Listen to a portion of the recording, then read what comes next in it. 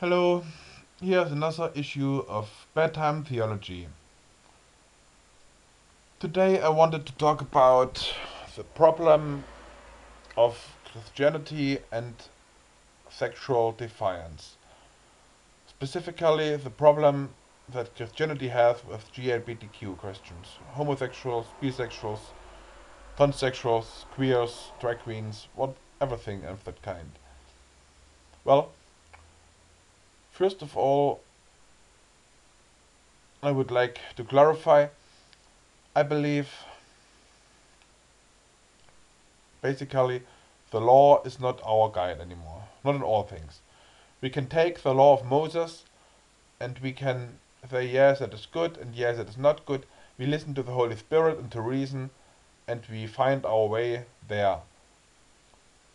But like Martin Luther has remarked already, we must make a difference between what is said to whom. The law was given to the Israelites, and the gospel was given to us. The law is not our duty anymore, so to speak. The gospel is our duty, if you're Christians. Okay, so about homosexuality and the other things, the injunctions of the law don't matter anymore. They are not to be regarded with duty. If you want to follow them, okay, it's fine, you can do so, you're a free person, but if you don't want to follow them, you're free to. That's the lesson I draw from the Pauline epistles about the law and whether it is to be followed now or not. However, Jesus did make reference to two commandments. The commandment to love God with all your mind, heart, and soul, and the commandment to love your neighbor like yourself. And if these are the two highest commandments, then it follows that all the other commandments are less important. And because of that, I believe that even if we take the law as our guide, we must keep these two main commandments in mind, definitely, or we create a huge mess. The thing is, there are things in the law, for example, prescription of stoning for adulterers. But how can we stone anyone if we're supposed to love them like ourselves? The only way to stone anyone in that regard is to let him kill you and you kill him or something like that. I mean, it doesn't work. How can I love my neighbor like myself and I'm stoning him? So I would also posit the idea that the law is educational. It's a didactic tool.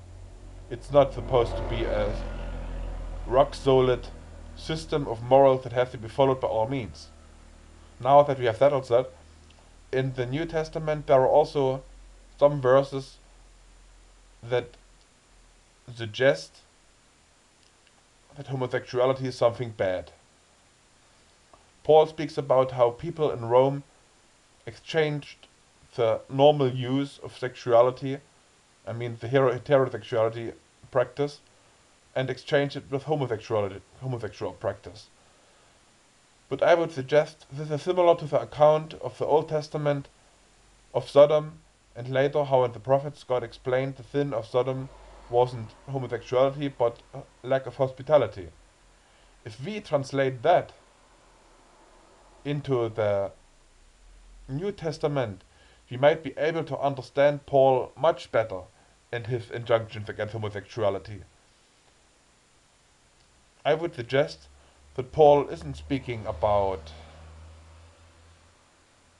mature, adult persons who choose to have sex with each other. And he is never speaking about mature adult persons of the same sex who want to marry. That is a big, big difference. Paul is speaking about people who are going after a sexual thrill at the expense of love. He is talking about people who are married and who then suddenly want to have a lust boy or something like that. That was a common practice in Greece and Rome, that elder men had lust boys, young little boys around the age 12 to 15 maybe, and they were supposed to serve older men, give them sexual pleasure, and they were at their mercy totally. And Paul denounced that practice, I believe. And he also denounced the practice of decadence among the leading class of nobles and patricians and distinguished people, for whom sex meant everything, and for whom sex was just a lust game in which you try to get endless orgasms, one after the other, and endless lust and endless self-indulgence, and that's not how God intends sex. Sex is supposed to be an outflow of love, an expression of love, and that is what counts. And so I am positing that Paul never, in this spirit, denounced homosexuality. That is not what we are talking about here. And once that is out of the way, we can understand how GLBTQ people are not demanded to give up their sexuality. Not demanded at all. They are just gently, by the Holy Spirit, guided into relationships that are more and more loving, until inside of us we realize we want to be faithful, because our Father in heaven is also faithful. And so we want to stay in our relationships and not mess them up again. That's all. But I need to deepen the discussion a bit because of personal experience. You know, I have been in my old life a transvestite. I was not really a transsexual, it was a variant of autogynephilia. You can look it up on the internet, it's a term that has become rather well known in the circle of people who have to do with this thing. I was deeply unhappy about it. It gave me a thrill, but I was unhappy about it because it prevented me from having real relationships with a partner. In short, I fantasized that I wanted to be a woman. But then, after I relieved myself, I suddenly didn't find that enticing anymore. I wanted to be a normal heterosexual man.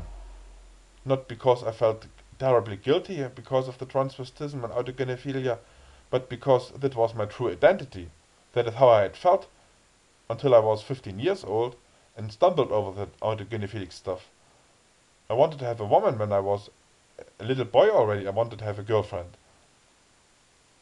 And because of that, I think God delivered me from this autogynephilia, because it was not authentic, it was not the real me.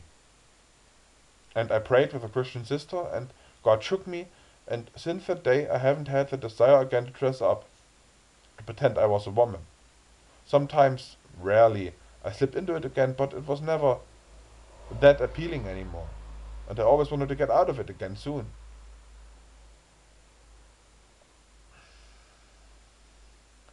It was not a huge sacrifice. It felt liberating instead.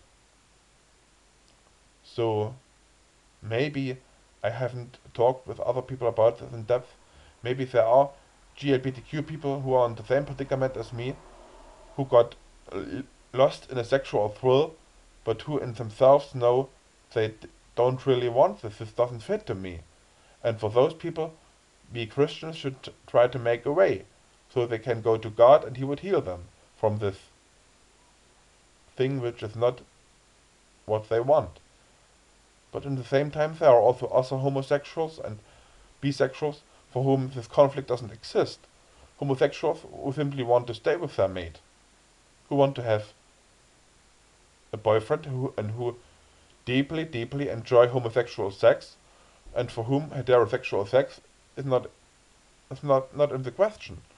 It's not interesting for them. They don't have a bad conscience about it. They want to have their partner and they want to have sex with them in the homosexual way. And then I ask myself, why forbid that? Every one of us must know himself. We can go to God with it.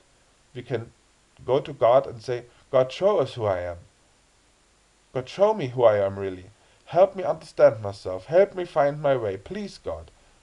That is something we must do. And then, when God shows us who we are, then we would like to change ourselves, and God will change us. If He has to. If we want it. That is the trust relationship, trust and love between us and God. and this must be developed first.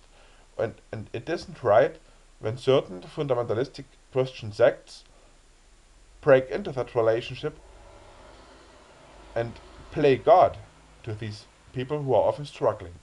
I mean, you can be a friend to them, you can say your opinion, and they must recognize that you're speaking and everything, it's okay.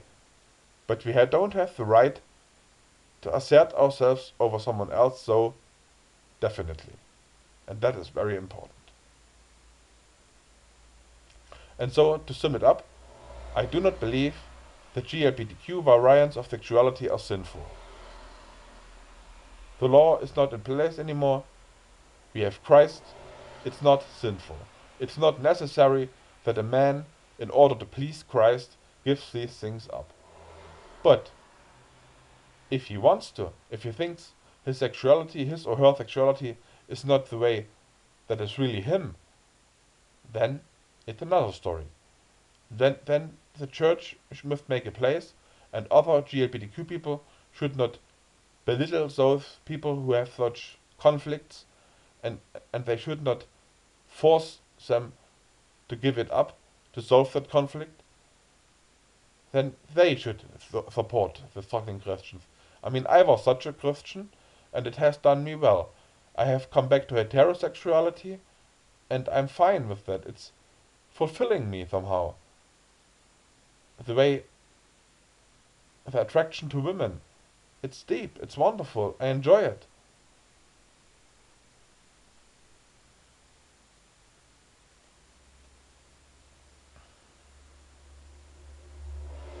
Well, that's all I want to say of this in this video. I am glad you followed me, I'm glad that you listened to my video, and I wish you a wonderful day, and I pray that God will show you the truth about these matters, and that different opinions can exist, and that we will live with that. And I pray that God is merciful to you and shows you His grace, and that you rest in the faith and the Son of God who died for all of us, and who wants to be with us, who is our lover for eternity, and who wants to breathe love into our being, and that everything must be ordered in the mystery and power and secret and pleasure of love. Thank you, and God bless you. Goodbye.